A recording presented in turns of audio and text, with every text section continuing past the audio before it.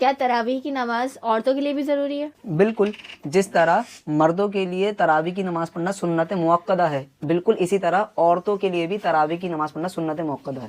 سنت موقدہ کیا مطلب؟ سنت موقدہ کا مطلب یہ ہوتا ہے کہ یہ نماز ہم سب کے لیے ضروری ہے پڑھنا، چاہے وہ مرد ہو چاہے عورت ہو۔ اگر ہم میں سے کوئی یہ شخص نماز نہیں پڑھے گا تو گنہگار ہوگا اللہ کے یہاں۔ ہاں، لیکن اگر کوئی بہت زیادہ بیمار ہو جائے یا ایسی حالت میں ہو کہ وہ نماز ہی نہ پڑھ سکتا ہو تو پھر یہ نماز اس کے اوپر سے ہٹ جائے گی، اسے نہ پڑھنے کا گناہ نہیں ملے گا انشاءاللہ۔ عورتوں کے لیے اس نماز کا پڑھنے کا طریقہ کیا ہے؟ اس کا طریقہ یہ ہے کہ شروع میں ہی 20 رکعت تراویح کی نیت کر لیں، تاکہ شروع میں ہی ساری رکعتوں کی نیت ہو جائے گی تو بہتر ہے۔ اور نیت جو ہے دل کے ارادے کا نام ہے، اگر منہ سے کہہ لیں تو یہ بھی پسندیدہ ہے لیکن کوئی ضروری نہیں ہے۔